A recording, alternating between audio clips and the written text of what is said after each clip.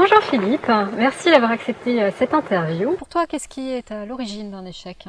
La plupart du temps, quels sont les éléments qu'on retrouve régulièrement? Alors, sur un échec professionnel, on va prendre vraiment, on va prendre l'échec entrepreneurial comme sujet numéro un parce que il y a plein d'autres formes d'échecs et même dans le monde professionnel, il y en a plein d'autres. Mais sur l'échec entrepreneurial, en général, la faillite, la liquidation d'une entreprise, ça vient d'un défaut finalement financier. C'est pour ça qu'à un moment donné, on se retrouve devant le tribunal de commerce. Ce défaut financier, la plupart du temps, il est le mélange de décisions qui se sont révélées des erreurs. Donc la stratégie en fait? Oui, une stratégie qui a été posée et qui ne s'est pas révélée aussi bénéfique que ce qui était prévu. Qu'en général, on a essayé de changer, mais voilà, c'était là aussi souvent dans la précipitation. En tout cas, il y a eu des décisions qui ne se sont pas révélées de bonnes décisions. Et ça a été multiplié par un contexte en général économique qui s'est retourné. Parce que quand le contexte économique est excellent, les erreurs sont gommées, sauf des très très grosses erreurs, mais les petites erreurs sont gommées. Quand le contexte économique se retourne, ce qui a été le cas de 2008 et de la grande crise économique que nous avons eu à traverser, là, ça ne pardonne pas. C'est un peu, je fais souvent le parallèle avec le bateau. Quand la mer est d'huile, que le vent est portant, tout doux, on, on peut naviguer de manière à peu près approximative. On va pas aller sur les rochers. Quand la mer commence à grossir et que le vent force 6, force 7, force 8, force 9, là, il ne faut pas se tromper. Parce qu'on va à l'eau assez rapidement. C'est pareil dans le cas d'une entreprise. Et donc, voilà, cette double conjonction de décisions qui se sont révélées des erreurs et d'un contexte économique qui s'est retourné, c'est en général les deux ingrédients qu'on trouve la plupart du temps dans les cas de faillite qu'on suit et sur lesquels nous accompagnons les entrepreneurs dans leur rebond. Alors souvent quand même, moi j'ai souvenir, c'est David Lefrançois qui m'en avait parlé, David Lefrançois qui est le coach qui m'a formé au coaching, qui disait en fait très souvent dans les entreprises, on met l'échec de l'entreprise sur du financier, en tout cas c'est le premier point accusé, mais avant ça souvent il y a la partie commerciale qui est censée ramener l'argent. Quand ça fait défaut en général c'est parce que l'organisation n'a pas suivi.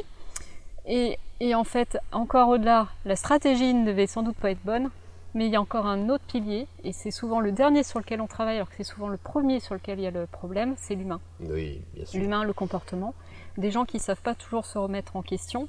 Et d'ailleurs, je me souviens malheureusement plus de la façon dont tu l'as formulé, mais tu as dit sur une réunion de 60 000 rebonds, les dirigeants dans les années qui viennent qui n'auront pas été coachés, leur entreprise ne pourra pas être aussi performante qu'elle le devrait ou qu'elle le pourrait. Alors, ce que tu dis est à mon avis tout à fait juste. En tout cas, je partage complètement ce sentiment. Il y a les erreurs d'analyse. C'est important. Erreur et d'ailleurs bonne décision d'analyse. Mais dans la plupart des grands enjeux que nous menons, l'aspect de comportement dans lequel je mets la motivation des équipes, le caractère ambitieux, l'intelligence collective, à contrario, l'arrogance, l'incapacité à dialoguer, etc. Ces facteurs-là dopent considérablement, évidemment, les capacités d'analyse.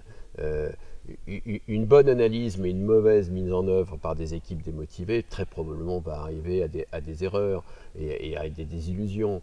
A contrario, une stratégie moyenne, mais mise en œuvre avec un enthousiasme collectif extraordinaire, on le sait, on le voit tous les jours, va probablement donner des réussites.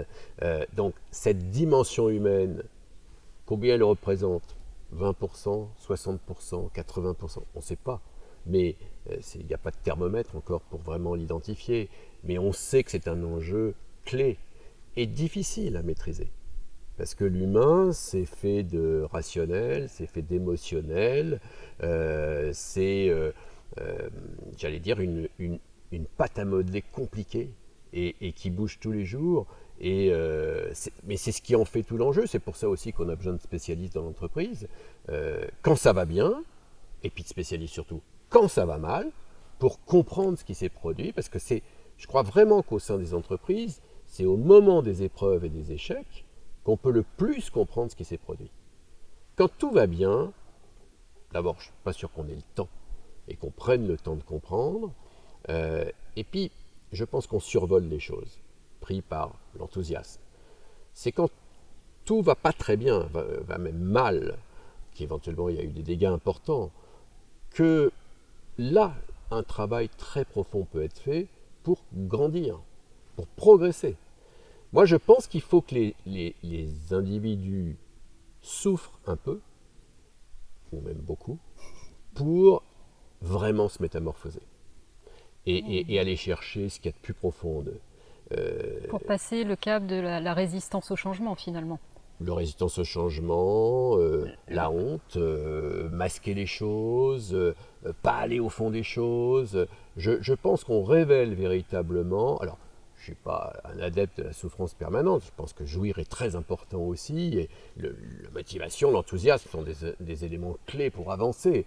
Mais pour grandir, pour progresser, je pense qu'il faut travailler et que les moments de souffrance sont des moments, c'est d'ailleurs une des bonnes choses de la souffrance, sont des moments clés de débriefing, de retravail, de compréhension, d'approfondissement aussi, de remise à plat, de remise en cause. C'est un travail fabuleux.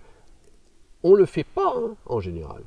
On le fait difficilement à titre individuel, on le fait encore plus difficilement à titre collectif au sein des entreprises. Et c'est vrai que la plupart du temps, on a tendance soit à se contenter de solutions simples qui ne mettent pas en cause les individus. C'est les concurrents qui en fait moins cher. Ah oui, c'est les concurrents qui en fait moins cher. Alors, c'est facile, voilà, mais c'est souvent pas la raison.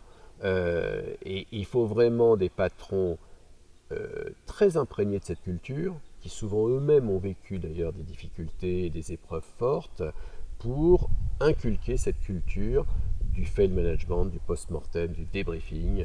Sinon, on met tout sous le tapis et on passe à autre chose. Merci beaucoup Philippe d'avoir répondu à toutes les questions.